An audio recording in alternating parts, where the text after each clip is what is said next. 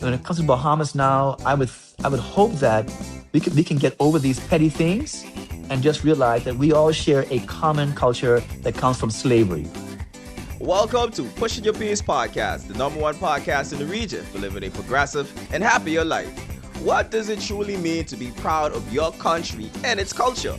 On this episode, we are joined by David Bowen, one of the Turks and Caicos Islands' leading cultural advocates, as we explore the history behind Maskanoo, Ripsaw music, Emancipation Day, and the importance of preserving our heritage while building a stronger national identity for future generations.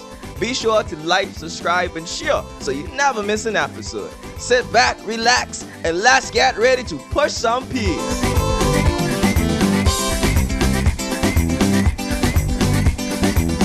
Let's clap it up, ladies and gentlemen, for David Bowen, a cultural icon, legend, someone who has laid the framework for modern day Turks and Caicos Islands. Welcome, Mr. Bowen, to My Pushing Your pleasure. Peace podcast. Now let's dive straight into it. You come back home, you work at beaches, and later on in your journey, you become the director of culture. How did this opportunity come about? Well, while I worked for beaches, I was in charge of entertainment. So all the entertainment staff had to interact with the guests. Sometimes when they're coming in from the airport as greeters or saying goodbye, and we had to wear the Jamaican national costume. I found that kind of difficult for being in Turks and Caicos, but at that time I had no interest in the culture like that. At that time, I was just back from Japan, had a very good job, but I realized that wow, we don't have a national costume, so that kind of stuck in my mind way back when. I went to Jamaica and I worked there, and of course, I saw how the Jamaicans were so proud of their culture, and they asked me where I'm from, and I tell them so many things about Turks and Caicos. And so it was interesting because when I came back from Jamaica, I had so much respect for the Jamaican people when it came to their respect for their culture. They had national pride and they had a true identity. And I realized that, wow, we don't have that same kind of thing back home. Now, they are independent. It's a whole different thing, and we are not. So I'm sure that plays into it. But when I came back, and the funny thing is, I saw Mr. Ralph Hicks back in those days when it first opened up. And when he told me to give him a call, and then I went in for a meeting with the board, and they offered me the role as cultural officer. And suddenly, all those small little seeds that were planted while at the beaches, I said, okay, first thing, we definitely need to really build on a national costume. We must also find ways to build national identity and national pride. Because as a boy growing up in Grand Turk, I realized that there was this disconnect between the islands. We didn't respect each other. So there were some things said about folks from Middle Caicos, North Caicos, Provo, South Caicos, Salt Key. So we were more like little republics, not a country. We saw our island only. Oh, Grand Turk is the best island. South is the best island. North is the best island. So we had this love for the island itself, but there was no country. There's no sense of country. So that really stuck in my brain that I got to find ways of how do we do this. And when I started to investigate on how important it is, I started to realize that there was not a sense of national pride because we really didn't know what the culture was. It's all based on where you grew up. So if you grew up in Grand Turk, you only had this view of what the culture is, and you didn't really have a lot of understanding of the other subcultures because there are subcultures, dialect, food, lifestyle. So many things are different based on how you speak, what your last name is, the food you eat. Even your demeanor, you can tell. Oh, he from Salt Key for sure. Or he from the North for sure. So I realized that wow, this is a good chance for us as a country moving forward, as a new Department of Culture, to investigate those aspects of us that people don't realize is culture, because we only thought of culture a lot as entertainment. It's always about the parties, the parties, the parties, the parties, the fun stuff. But there was so much more. So then I realized that I started doing lectures. And in the beginning, they were kind of boring because people would just sit down and I'd be talking about these things. No one wanted to sit down. And that's when I came up with the concept of cultural edutainment, where I entertain while I educate. So I edutain you. And that's how the whole thing came about, with me finding ways by writing songs that addresses certain cultural things, by developing the national costume, by bringing Ripsaw music up to the light again. Not just some guys on the side of the road drinking some rum and playing, but to really bring it to the forefront, to start understanding the dialect, the different dialects between the islands, and more respect, and to build national pride, especially in the time when we were developing as tourism and our young people were watching BET a lot, African American movies, and they had a stronger connection to the African American struggle and also that gangster lifestyle or that ghetto lifestyle. And because they were black and they were growing up and now have access to contact with America, suddenly they felt that their culture was more African American. And I wanted to say, not really. We have a connection there, but we have a stronger connection to our African culture, our Caribbean culture. So that's how my path of how I wanted to address culture in the country. Mr. Bowen, you had a long career in the department. When you reflect on it, what were some of the some of your biggest accomplishments in the Department of Culture? I think, well, first of all, I think it was the development of the national costume. That was important. Now, there's been so much said about that, and I want to clear it up because I wrote an article um, in Times of the Island about it. And I was very clear. There was no national costume, right? And I was at that time cultural officer, and I worked with the Department of Tourism. They were based in Grand Turk at the time. And there was Jackie Mulligan. There was Valerie Forbin, who were working also at the tourism office. And there was also Nigel Sadler, who was working director at the museum. So what I did is I actually developed the national costume, and I asked what do you think? And they all gave me their feedback. So I put it in the article that I collaborated with.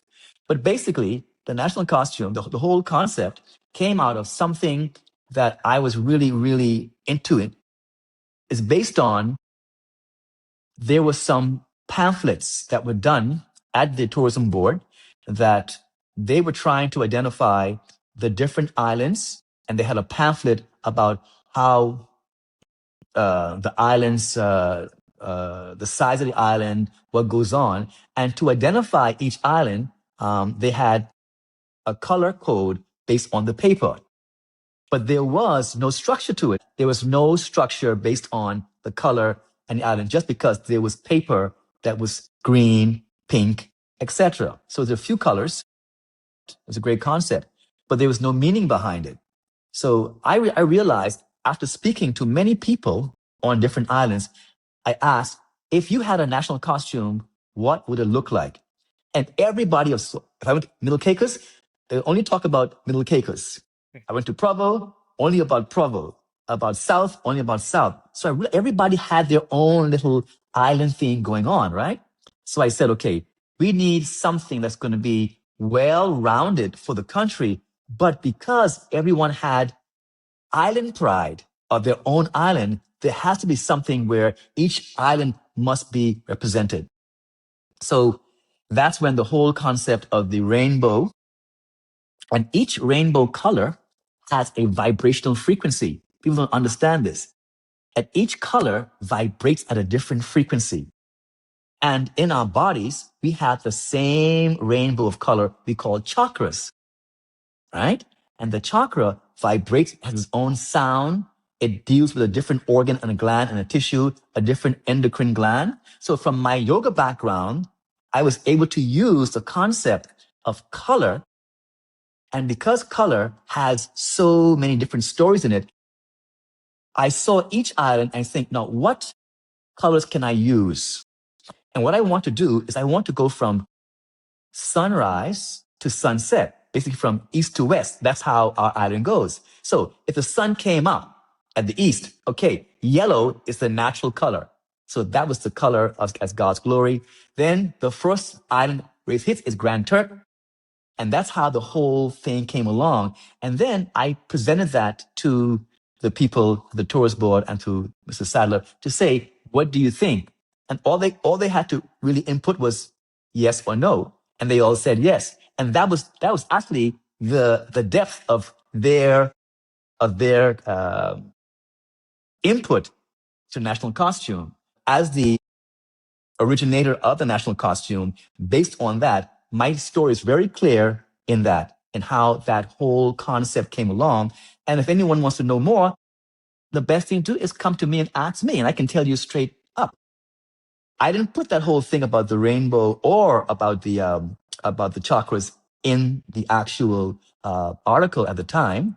And so the assumption was when I say that I designed national costume, and then because they read an article that I wrote that there are people involved, the assumption was, oh, I didn't do it on my own. I can't say I did it on my own because I had help from every elder. I went to every elder who I knew on different islands, and I asked them what they thought, and everyone gave me a thumbs up, especially when I brought the concept of having the colors, the individual color represented on the costume, the male band on the hat, the female scarf. All that came out of this brain, right? It wasn't no one else involved. So I am most proud of designing our national costume. The second thing I'm proud of is bringing Ripsaw back up into light. And I made sure that every event I did had a Ripsaw, not a rake and scrape, had a Ripsaw band in it. For many years, at the Kong Festival, I promoted the Ripsaw. At every festival, I tried to promote Ripsaw music. And I taught Ripsaw music in the schools to bring that up. Another thing is that I'm proud of is that I brought it back to light. And now you can see that there's more stuff going on. People are getting interested in the schools. People are getting interested in the hotels. The other thing I more or less is starting the cultural group, TUCA, TUCA. And the idea behind TUCA was I did not want to have Turks and Caicos cultural group. I want Turks Caicos. So TU is for Turks and CA is for Caicos. That's why the word TUCA comes up. So the TUCA cultural group, we're just one nation, right? And we did so many amazing shows to showcase culture over the years. I had amazing young people who are now adults with their own children. And unfortunately, time goes on, but I've been involved. And it's good to see school kids in their national costumes singing the songs and doing the dances. I wrote many songs. I wrote many songs as a way of promoting the culture because there were no songs to address certain things like the bush medicine, like the salt raking. So I wrote so many different songs that I could use as a tool to teach because I realized the kids love to be entertained. When you're feeling tired, go in the bush. Oh, when your belly riot. When I start singing that, then they get involved. Then we can break down. And there's so many other songs. I think one day I should definitely do something on all the songs that I write. And for me, when I go to schools and see them perform, and I'm hearing songs that I wrote and they're performing it, and also the songs that I was able to find that was been around for a while that were kind of, pushed to the side to bring it back. I'm really thankful for Lovey Forbes for his encouragement, his support, because his song, The Old Conch, is one of my favorite songs. And the other thing I think I'm proud of is just that people recognize my passion for my country and my culture. I didn't compromise. I can do so much more. It's amazing. You see many Bahamians coming here and you'll see them What they do, they copy something that the Bahamas did and they try to put it on, or something Jamaica did and put it on us, or something St. Lucia did. But I want to always keep cultural as TCI, history and heritage, the folklore. Because of my background in theater, I can do anything. I can put on the best show, but by choice, I prefer to only teach and educate what is traditionally ours. A little bit of sparkles here and there, a little bit of, seasoning, but the majority of all my shows is based on TCI culture. And that's why when I see a show and the kids are being true to that, then it makes my heart, really happy that I pass that love forward. I work with the youth center. I work with every school, private school and government school. Any government function they need me for, they know I'm there. So there's one thing that you can depend on me. And I think the final thing that really I'm proud of is Maskanoo. And even though a lot of folks don't know, again, when people start to write things or make assumptions, the best thing to do is go to the source. Call me and say, Mr. Bowen, I have a question I'm not sure of. And basically, Maskanoo is something that TCHTA and I, at the time, as Director of Culture, we came together to do a particular event on the Grace Bay Strip. And the idea was to make it a combination of cultural stuff, but not to follow a Bahamian Junkanoo style thing. And that's why the concept of how that happened, the road march, the concert, the food vendors, the craft vendors, and then just the whole concept of Maskanoo being an integration of all the people in the country, who've come here to showcase our culture to them and to the tourist. So it's unfortunate that the last couple of years there's been I have stepped back a bit. I could have continued, but people don't realize that for 10 years, I had to do a lot of work to try to get funding because funding was not coming forth. The first couple of years of Maskanoo, the government never put a penny into Maskanoo, not one penny. A lot of folks don't know that. I think at least 3 to 4 years, there was no input. The only input from government was my involvement. There was no financial support. TCHTA was struggling and trying to get their members. So it was very hard. And if anyone who knows me from that first Maskanoo in 2010, and they would see me right after that, 2 or 3 days later, they'll see me on the pavement, walking up and down Grace Bay Strip, going to every restaurant and every business on that strip, begging for money. After they made a killing on Maskanoo, because it's the biggest day for a lot of their sales, and then to say, can you please give me some money back? Or could you please, pay into the scheme? And that's how we were able to do a lot of it. And I had to go out there on my own with my list. And some folks gave a lot of money. Danny Boyce was brilliant in covering so many things. But there were people there.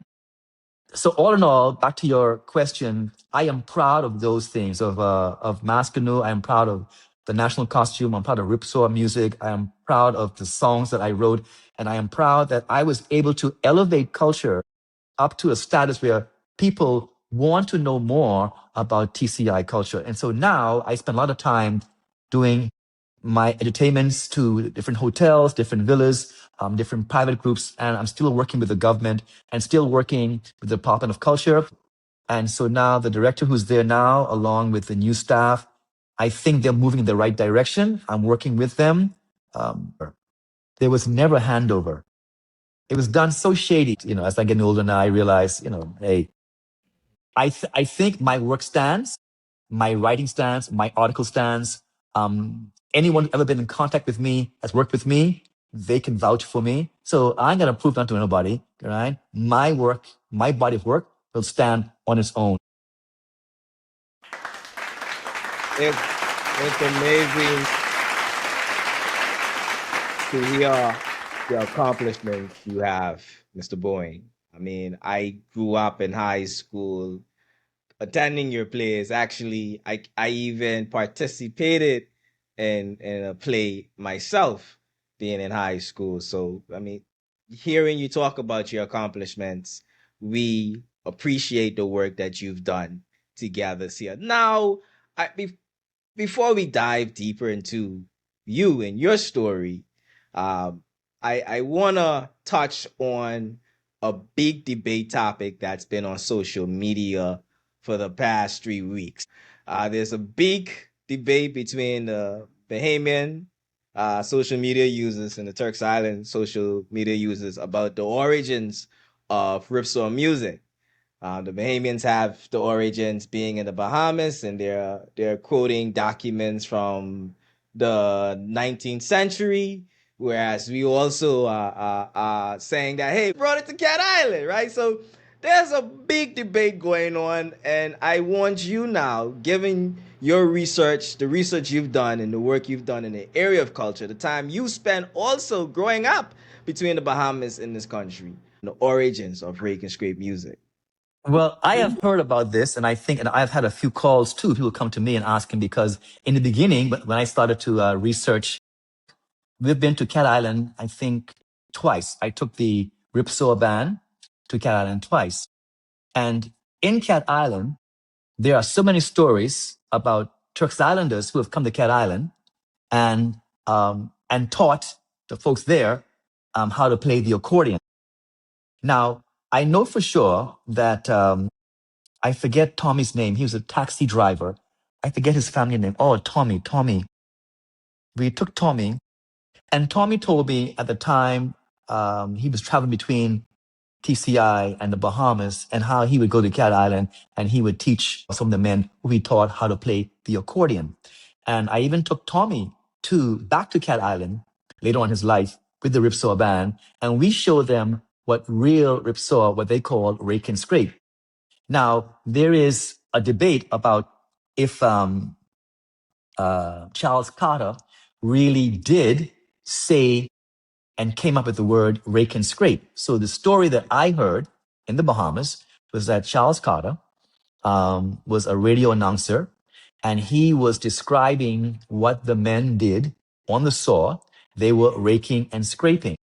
And basically, that's how that word came out. However, before rake and scrape, there was ripsaw music.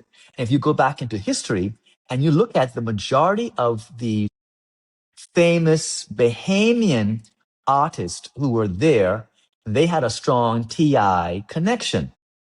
And as a matter of fact, a lot of them were from TI, who happened to have to go there for work, and then they grew up and they changed their name. Even Lovey Forbes was in the Bahamas as a Bahamian. There was so many people, Marvin Henfield, there is the gentleman from Grand Turk.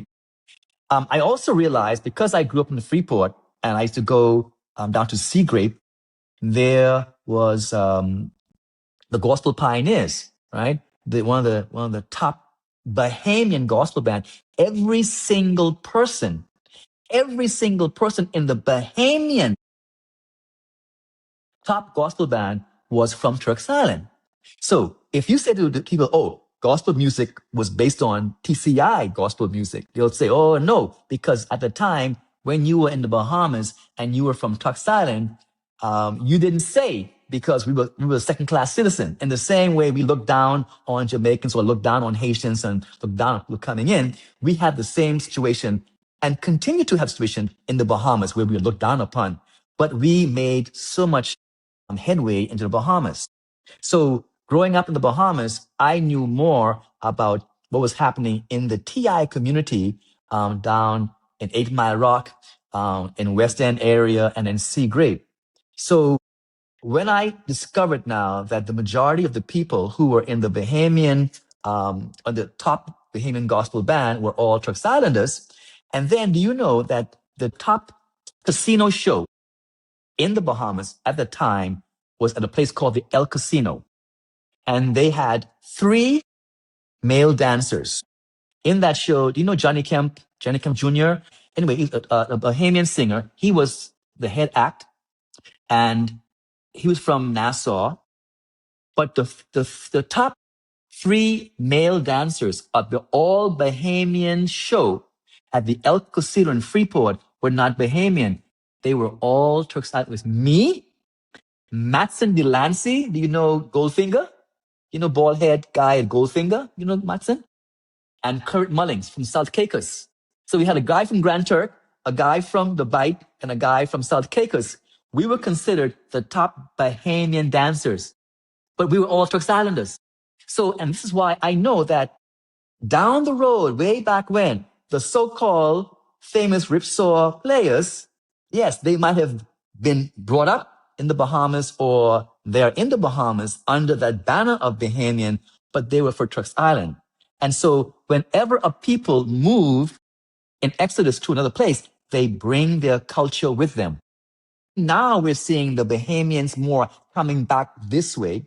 And that's when you start seeing the whole Junkanoo, because Kitsch kind of brought that the Bahamian Junkanoo back in the 70s here. There's an article in the newspaper in Grand Turk with, I think, Neville Adams and Kitsch saying that Bahamian Junkanoo comes to Turks and Caicos. So there was never the costume, the drumming, there was never that part here. We brought it from the Bahamas here. And the same way, we brought Ripsaw music to the Bahamas, and then it changed and became rake and scrape. So, and the thing about what I don't like about what the Bahamians are saying is that in reality, real Ripsaw music is about the ripping of the saw. The rake and scrape is basically the way you play the saw, but the sound is like ripping.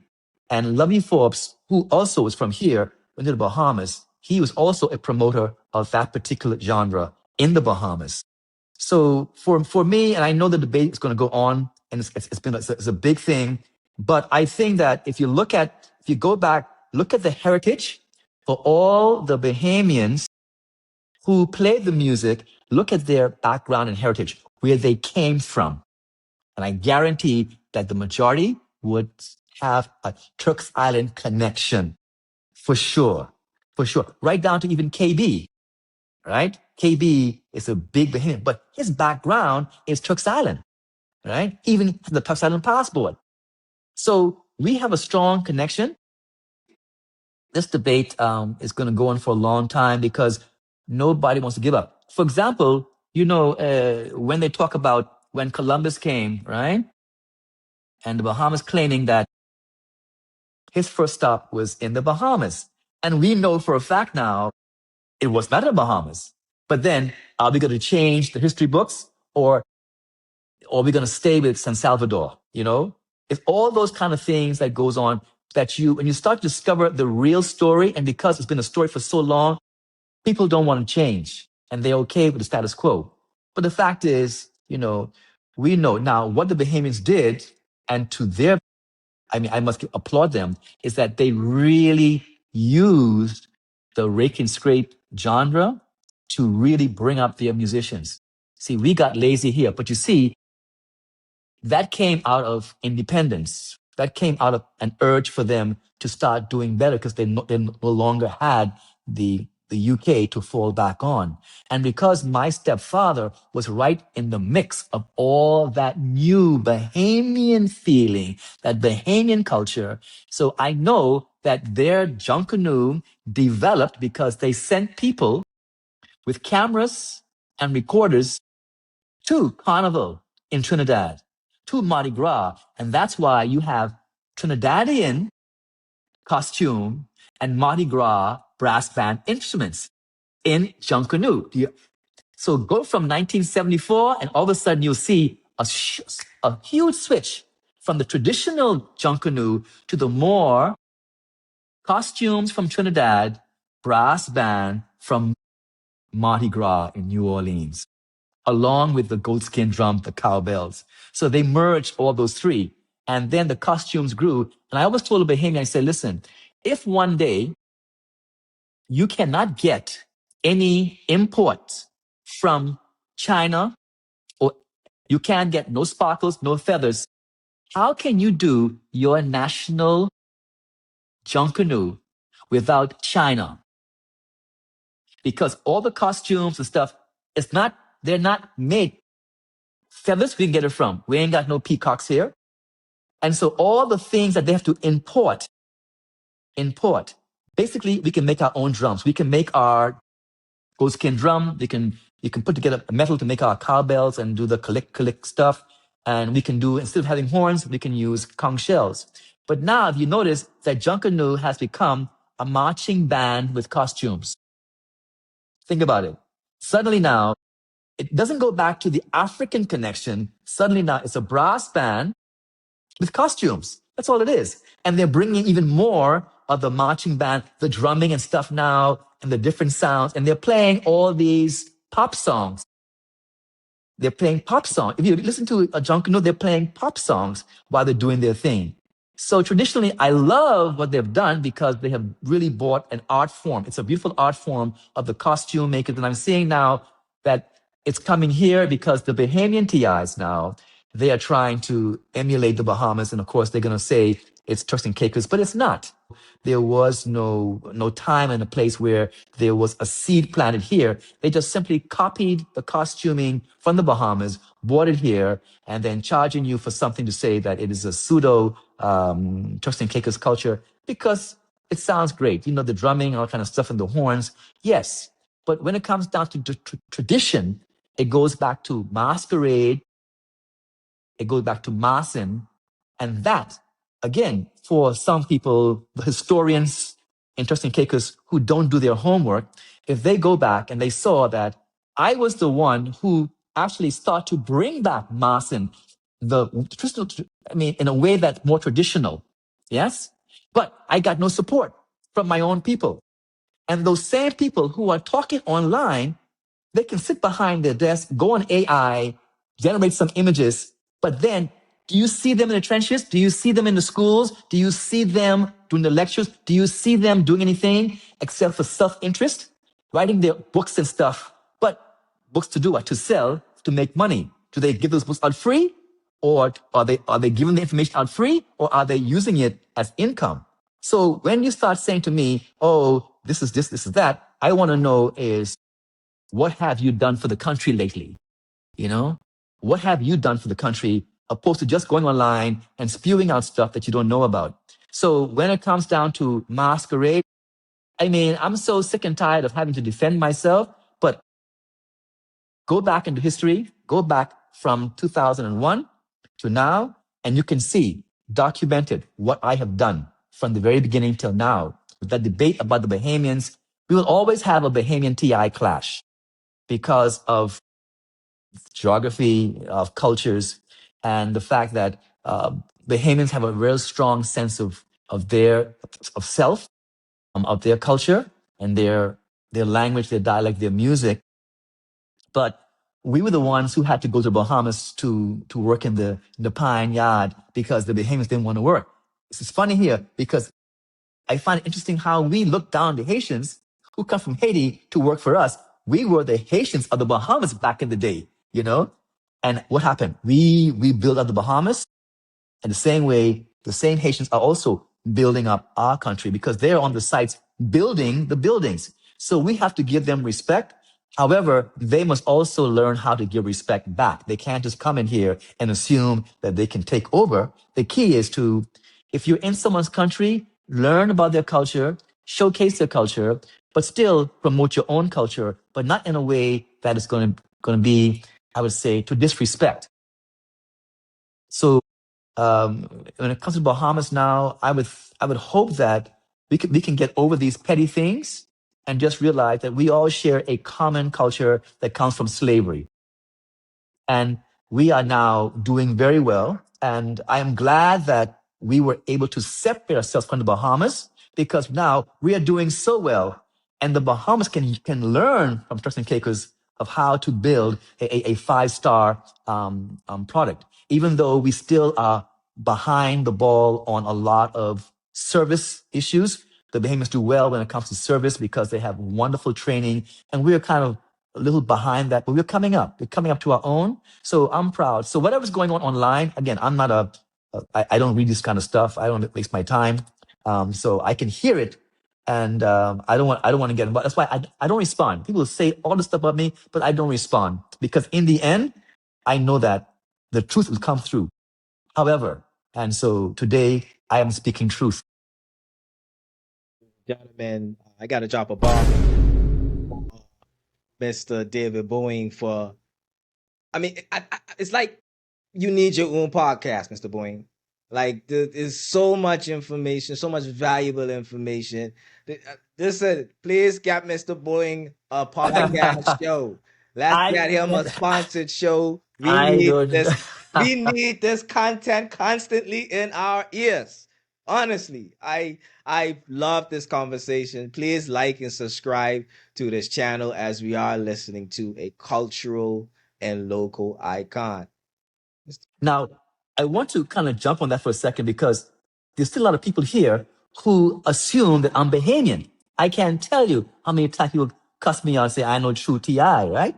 So my navel string is buried in West Road, right?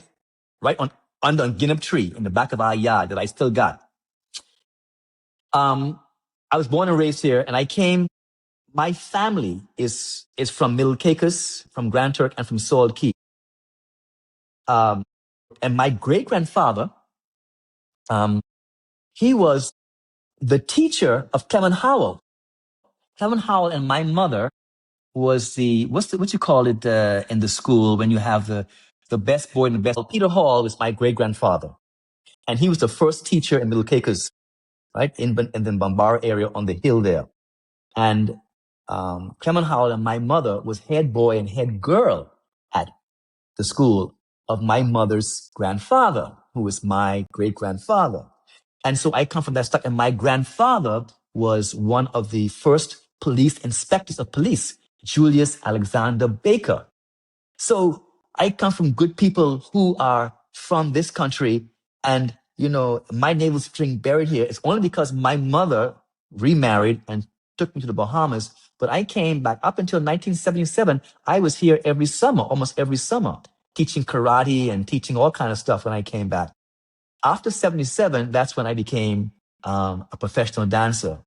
And I started dancing in the Bahamas and then eventually going to New York on a scholarship to study dance, music, drama, and more yoga. So that's so I'm a TI. As a matter of fact, I'm a TI more than some of the TIs here who born here and still don't even know their own culture. So when people say that, oh, I'm a Bahamian or this and that, I really love my country. And the thing about it is that, yeah, I spent so many years abroad. Um, and there are times when I think, I should go back abroad because I get no respect in my own country. But then I realized I'm not here for respect. I am here because I love my country and I want to honor my grandparents who brought me up in a nice way. And I'm so hoping that they're up somewhere looking down, proud that their little David, has done what he's done in a small way to make an impact on this country based on what they taught me, based on the morals and the values I learned as a young boy at the feet of my ancestors, my grandmother and my grandfather, and all those who came before them, the Baker family, the Hall family, the Alton family, the Quelch family, the Green family, you name it. We go, the Hamiltons, all that mix up of who we are Good, as a good people, people. good people. So I am very proud of my family. I'm not as involved in a lot of my family events and stuff. I have my ways of living that it does kind of clashes, especially because of the Christian religion in the background. I grew up in the Baptist church. I used to sing. I used to say all kind of poems and stuff and, Bible studies. And I grew up and I started doing something called yoga. And they have a problem with that, even though it's one of the best things for longevity and for health. And in our country now, full of strokes, high blood pressure, hypertension, colon cancer, diabetes, all these things going on. And I have a tool that we can use, but I get pushed down upon just because of the word yoga and its Hindu connections. And in reality, they don't understand the concept of what true health and wellness is. And so I promote what I do by myself. My character, my body at this age with these things. Yes, we're all going to die, but it's the quality of life that matters. It's the quality of life. So do you spend all your life making money to get insurance, to pay for a hospital when you get older, or do you use your money to enjoy the rest of your life and sail around the world, you know? So, Absolutely. Now, Mr. Boyne, before I say that, I want to thank you for clarifying that. And I'm so happy that we have these platforms where you can address those misconceptions. Okay, ladies and gentlemen, you heard here, Mr. Boyne come from Gwar people. But I brought you on the show. We have Emancipation Day coming, mm, and you would have been with the cultural department and put on these celebrations on annual basis. Can you tell us, can you give us a bit of history about Day and its celebrations and what we should be celebrating here in the Turks and Caicos Islands and how also we should observe that day?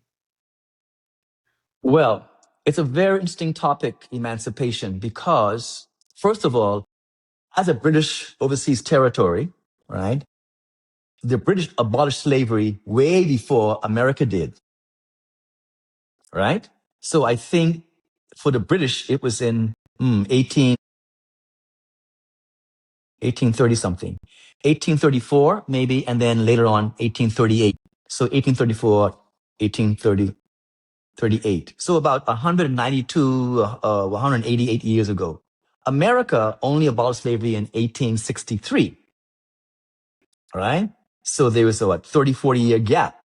So when it's emancipation now, are you talking about the UK or the American? We normally go with the American point of view, but actually we were ahead of the game when it comes to any British overseas territory.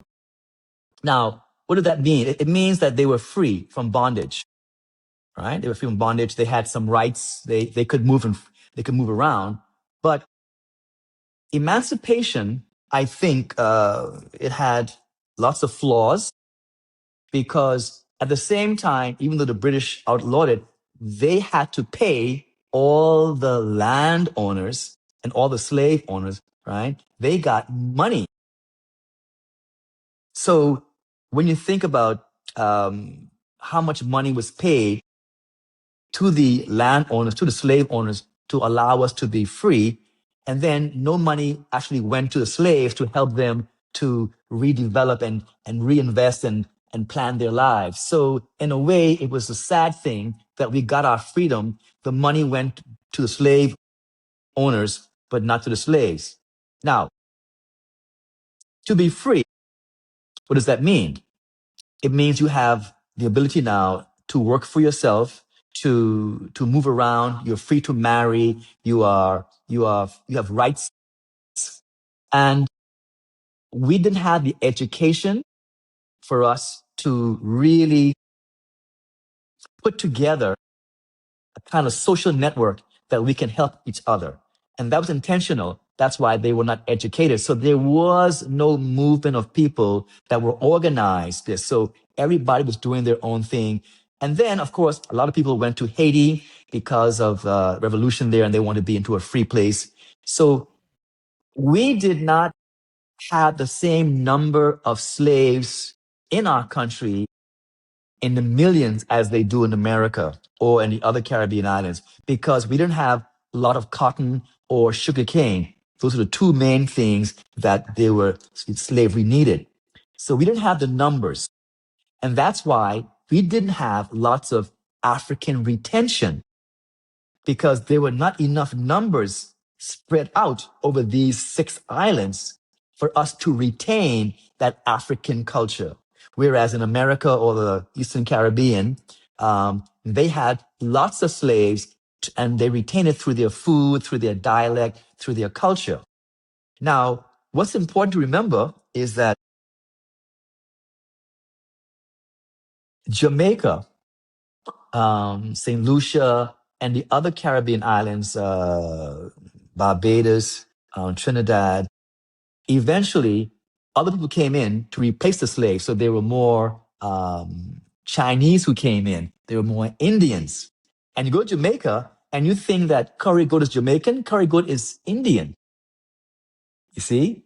You think dreadlocks come from Jamaica or Africa? It comes from India. Go to India, you will see real dreadlocks. So there's so much of what is so-called Jamaican culture that came from the East Indian culture, right? And you look at so many things, that the music and stuff that comes from outside, but then we claim it to be ours in Jamaica, for example. Then you have the Chinese input, in Jamaica and other places, and also the Indian input in other places. So we didn't develop different foods and different music based on that. So our slaves came and they went, and we didn't have a retention of slavery. So there was no sense of repression, because I tell my story that I didn't know I was black until I went to New York in 1979. I didn't know that my blackness was an issue because I grew up in Grand Turk. Around me, my grandfather was the chief of police, more or less. My teachers were all black. Everyone I knew was black. There was no white suppression or repression on me. Went to the Bahamas, it was very much the same. I go to New York, all of a sudden, I'm no longer just a guy from Turks and Caicos. I am the N-word for some people. So I heard that word called. They called me that. And I was like, wow, why? Because they assumed that I was African American. A good story, I'll tell you this. I was, when I first went to New York on a scholarship, I was given money to go and find an apartment for myself. Yeah. So my friends at the school, I was staying with my uncle, Earl Hall. He was a minister, and he was living down on the Lower East Side. And my friends at the school said, oh, I know some apartments in near West 4th Street, down the village. Here's the numbers. So I call on the telephone, and I said, my name is David Bowen, and I have the funds, and I'd like to come and da-da, you know? So they heard my name, David Bowen, and they heard my accent. It was not African American. It was not fully Caribbean. So, okay, so they assumed maybe they had an idea of who I was.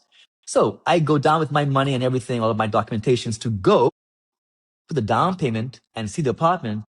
I walked to the office and I saw the eyes of the lady in reception go wide. And I said, my name is David Bowen. I'm here for my appointment. All of a sudden, she gets on the phone and said, Mr. Bowen is here. Can I come and see you first? She goes into the office. 5 minutes, she comes back out. Oh, Mr. Bowen, I'm so sorry, but that particular apartment, it's a mistake on our part. We realized that it was already offered to someone else. At that first time, oh, I understand. Stuff happens. Yeah, shit happens. Okay, so it didn't bother me. I go back to school the next day, and they said, did you get it? I said, well, I went there, and they said, no, no. It's impossible. It's impossible. That is still there. My friend, who is white, called to say, hey, I heard you have an apartment, you're coming down. So I went with her downtown to West 4th. I stayed outside. She went inside. And lo and behold, that same apartment was offered to her. That same apartment that they told me the day before was not available. And she was Jewish. And so after that, I realized, wow, okay, I got to be careful, because there's very much racism here. Then also there was racism from the African Americans, because African Americans really has a thing for Africans and Caribbean people. They tolerate us, but they don't really like us that much. And I found out why. Every Caribbean person who goes to America, I'm just saying New York, I know New York. Every person who comes from the Caribbean goes to New York, they come with a sense of pride because they never knew racism like Americans did. So we don't have no problem working for a white man or no problem working hard. We don't have a problem doing anything. So we come and we see all this opportunity. So we jump in, and the African Americans say, man, how can you do that? It's because we come with a work ethic that's different from the African Americans. So I got a lot of shade from my African American friends, and I got a lot of shade from the white folks too, and the Puerto Ricans and the Jews, and everybody had their own little thing going on. Everybody's in their own little clique. So I had a very strong lesson, a very good lesson about race in New York City, about being a black person. But thank God I was brought up here, so I don't have that animosity. I don't have that rage. And I have the intelligence to realize that things happen in life. Slavery happened. Do you get stuck into it? Or do you understand that we got here because of that, but now do you move on? Do you spend your life just going, woe is me, Or do you take what you have and blossom? So I blossom. How do you feel about the Caribbean countries right now that is advocating for reparations? That's interesting. Well, I don't blame them because a lot of the slave owners got that from their governments when they abolished slavery. Yes. See, at that time, you can identify that so and so owned 100 slaves, had this thing here. But now when it comes to who is mother, when it comes to lineage, it's hard to break it down. So I would say if any money comes back, I wouldn't say it should go to individual people. It should go to building foundations of education, of developing the country. So if there was a situation for, let's say, we get some money back, or Jamaica or St. Lucia, no, it's going to be a big fight, because if John get 100 and Susie get only 100, 300, and whoever get 500, it can be a fight, right? Because no one can prove much. But if the country benefits by programs, by building schools, by building social structures for people for theaters, for dance, for music, to educate ourselves, to build things, to bring forth the country where we all benefit, then I think that's the best way for us to receive that. Let those governments pay for things that can help the whole country, and we all benefit, and not individuals. And that's how I would do it. It's like having some land. Let's say you have all this land, this generational land, right? Right. And this man had 5 children, for example, right? And all 5 children had children. This one had 25 children. This one had 2 children. This one had 6 children. This one had 10 children. One had no children. This had 1 children, right? So all of a sudden now he passed away, right? And the land was divided, was the land for everybody, right? So what do? You divide the land into 5 parts, and you give the head of each family, that child, his part. Now, the person with 25 children say, no, I got 25 children. I can't divide. So he wants, you see, so it's the same situation. How do you now get to it? What is fair is that the people, the 5 children of that man, gets equal shares, 5 equal parts. If they had 1 child, so be it. If they had 15 children, so be it. But that one piece, they gotta now deal with how they're going to chop it up. That right. You see? Absolutely. That's only fair. That's only fair, right? And so that's why I see it, is that if you start giving money to people, it's not going to be fair. But if the country absorbs it, and all of a sudden we have a big stadium, a big sports stadium with all the whistles and stuff. If you build a theater, and you build programs in schools to educate, elevate our people, that's the best way for us to receive that money, because you're now not only giving individuals, but you're giving a whole country and future people that money that came out of slavery. So that is my take on getting money back. And I've never thought about it that way, Mr. Boeing.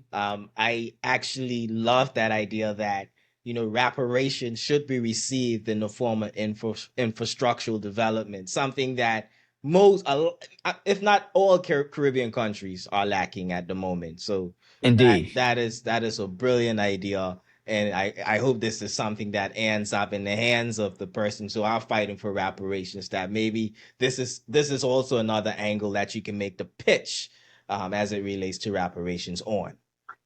I think it would be an easier sell, than trying to say that the individuals trying to get and it's gone, and then no one has elevated themselves.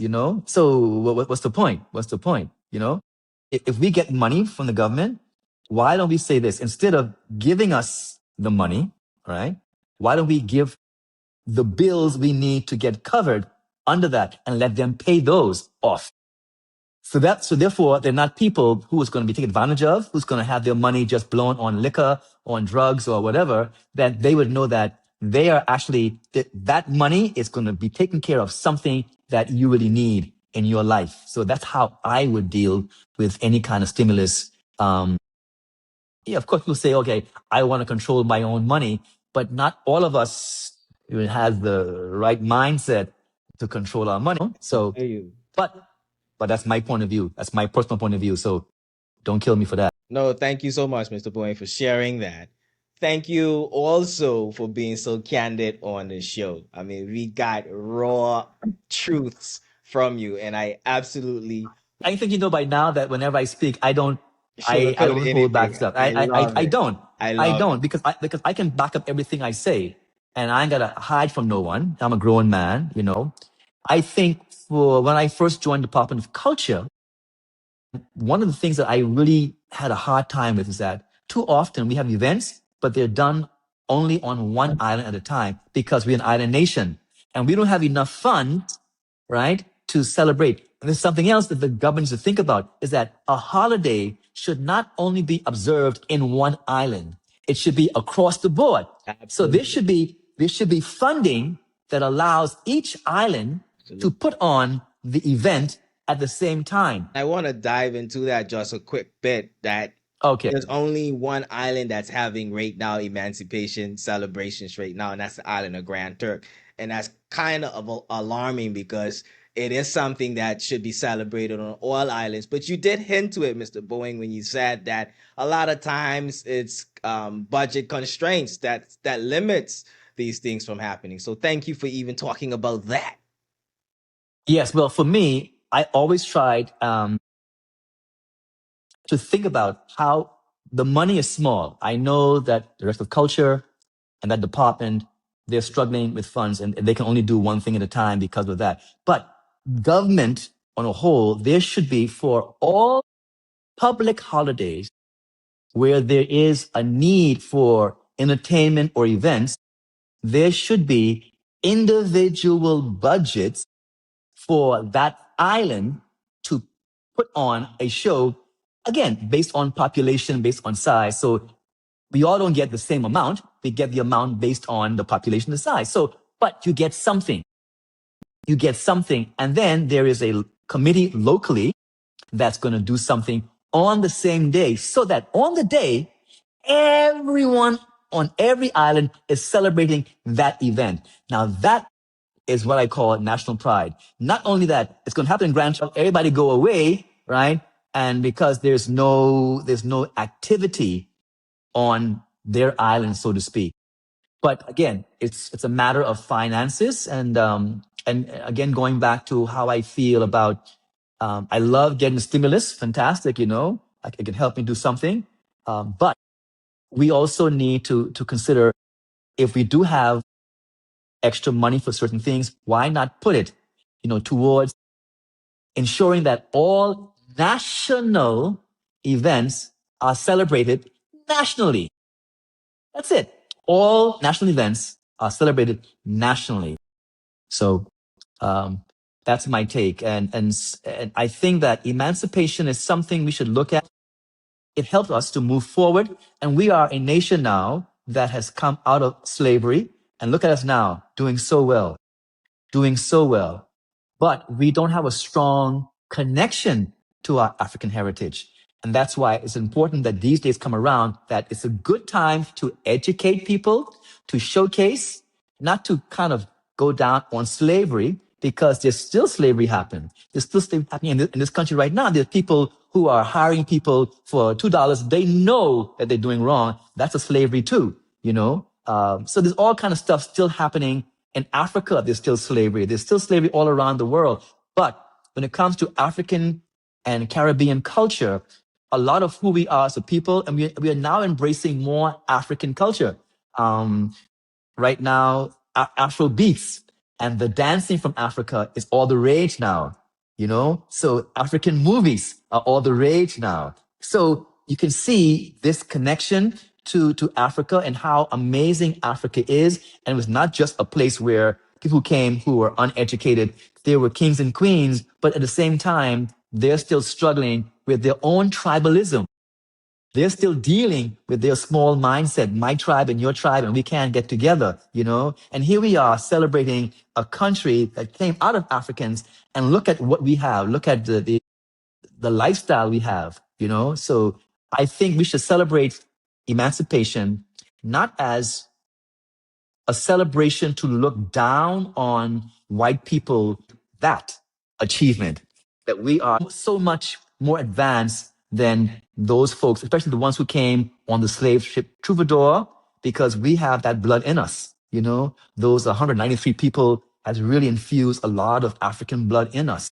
And so I want to celebrate their legacy, celebrate their struggle, celebrate their hardship, celebrate their lives lost, celebrate the work they've done to build up an industry like cotton and salt that provided work for my great grandfather and his people to allow me to achieve what I want to achieve. So I'm quite content as long as we realize that we have to pay homage to our ancestors, to always be thankful for the struggles they went along. So emancipation should be a wonderful time to celebrate the struggle of our ancestors, but also to celebrate where we are now as a people Right. and a country. Mr. Bowen, I have one more question as it relates to emancipation. And I think I will do my guests a disservice if I don't ask you this question. What should we be doing as a country right now to prepare ourselves for independence? Whoa. The first thing is what I said early on. We have to start to operate like a country. We are now operating like republics. Franchuk doing his own thing, Salky doing his own thing, South Caicos. We don't feel national pride among ourselves. We're still bickering. So to do that, there must be a nationwide drive to ensure that all information that goes out is not just in Provo or in Middle Caicos or in North, but it's all collective. That everything we do must be nationwide, not island-wide. And that brings about national pride. How can you have independence and pledge allegiance to a flag or a national song when there is no national pride? You gotta have national pride and national identity to know who you are as a people. So until we can find ways to develop national pride, not island pride, we will do ourselves a disservice to be independent, because you know why? Suddenly, when you become independent, then the government and the governor or whatever, he now has to reckon with the fact that he can't put all the money into Provo. He can't put all the money into Grand Turk. He has to really take care of all the islands, because now we are independent and we rely on the government. So if we can't rely on a government to take care of us, and then can we secure our borders on our own?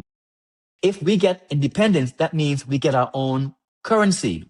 Is that currency going to be devalued against the US dollar? And suddenly all of our buying power strength is going to go away, because it's going to be like Jamaica and St. Lucia, where the dollar there is devalued against the US dollar. So now we're paying 2 for 1, 3 for 1, 4 for 1. In Jamaica, when I worked there, I saw that my staff was getting paid in Jamaican currency while the hotel was getting paid in US currency. So the staff was not benefiting from the power of the dollar because of their Jamaican dollar, a currency that is devalued against America. So I still want to keep my American dollar. And if we become independent, I guarantee they're not going to let us keep the US dollar. So that's one thing. The second thing is, can we patrol and secure our own borders? We can't even do it properly now when we're under the UK. We ain't got no army. How can we patrol all this land? The next thing is that we have to have a common understanding of what it is to be a Turks and Caicos Islander. What does that mean? If you can't define that, if you can't define what it is, then why go independent? Because there's no identity and there's no national pride. So before we do anything, we got to start the building blocks, the foundation. Before I put the roof on, we got to put the foundation, build the walls, then the roof goes on. So from now on, don't think about independence, but think about national pride,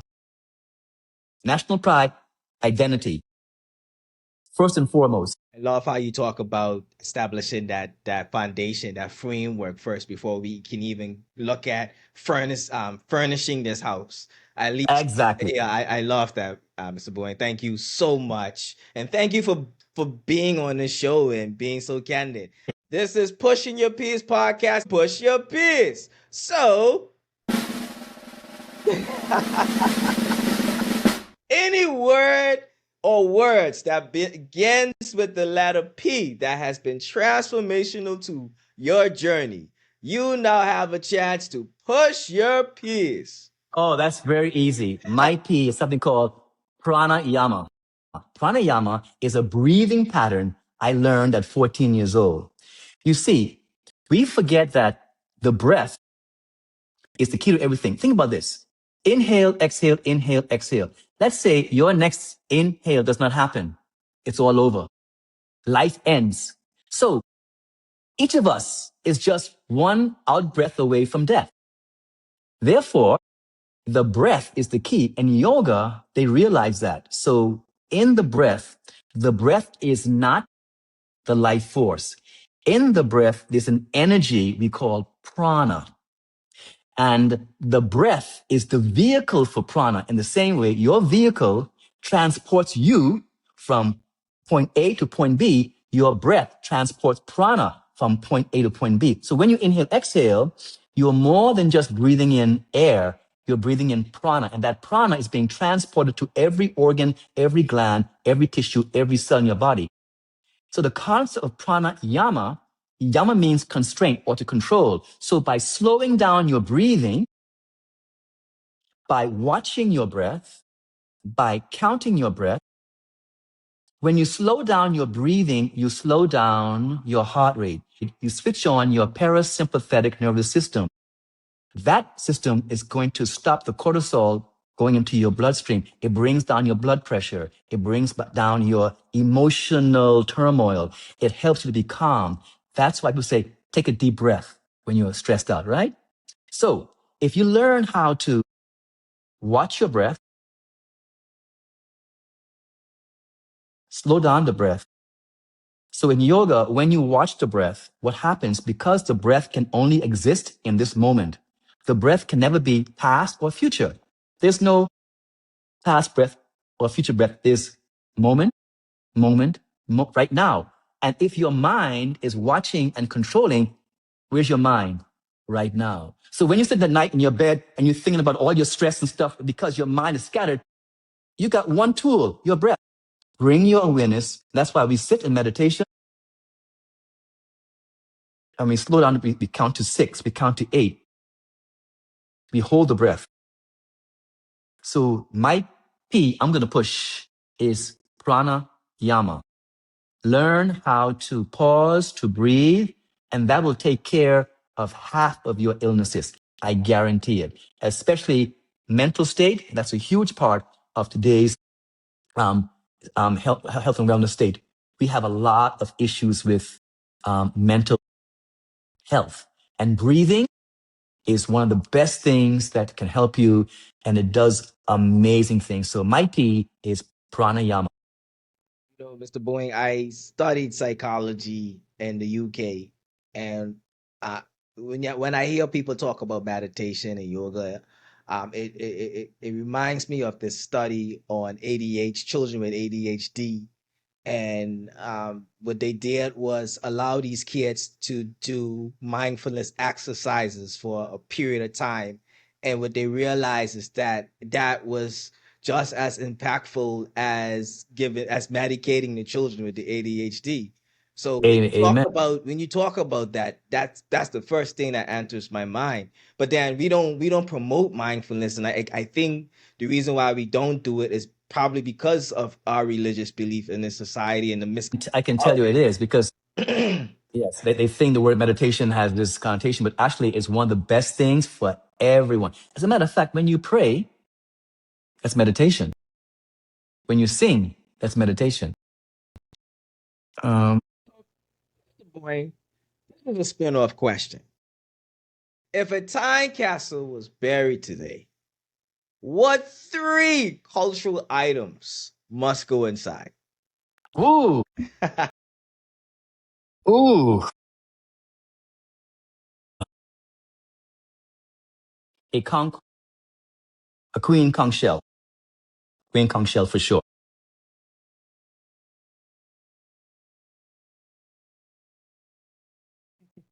National costume, I was wondering if you was gonna say a that. national costume, yes, a ripsaw. Okay, so we got the conch, national costume, and Ripsaw.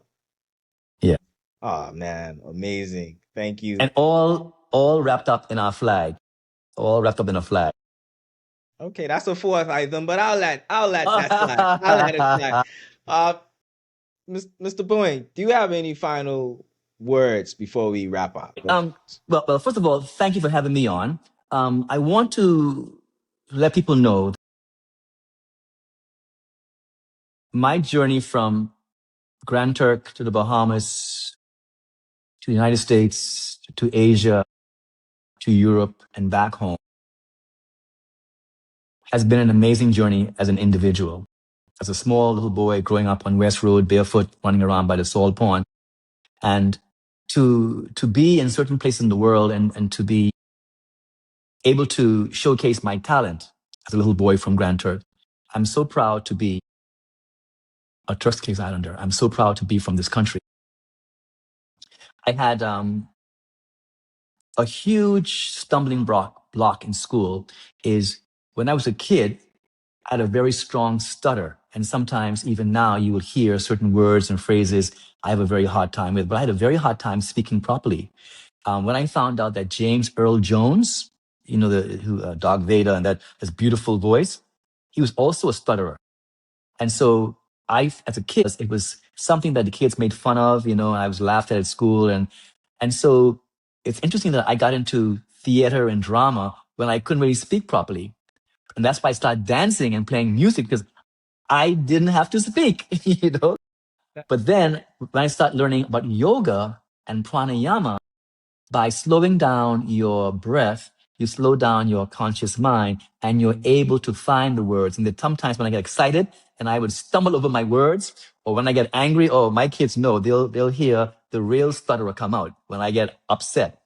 But I want to just to give those people who have a stumbling block in their education, in their development, in their speech, that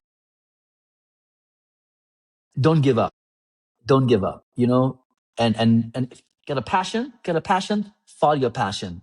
It might not give you all the riches, and everybody thinks that everybody wants this money, money, money, money, money, money grab. I mean, I can do so many things here, but I choose to be a very simple person and live my life humbly. So I want everybody to know that whatever you get when it comes to challenges, you know, you can overcome it, but you've got to take responsibility for yourself. That's the key.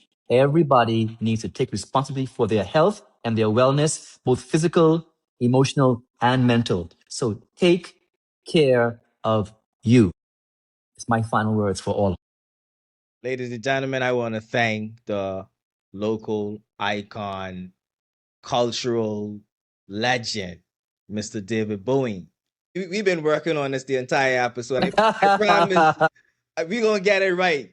We gonna get it right. But I want to No worries, thank man. him for being such an amazing guest, very candid, very real, very down to earth, and this is why we reverence him as one of our local legends. Because And I want to thank you for carrying on, the message, man, for what you're doing from your point of view. I love the fact that we have this relationship for a long time now. And so it really makes my heart warm to know that you are doing your part to ensure, and I'll support you in all that I can in all of your endeavors. So thank you. thank you so much, and we'll see you guys next week on Pushing Your Peers podcast. Take care, everyone.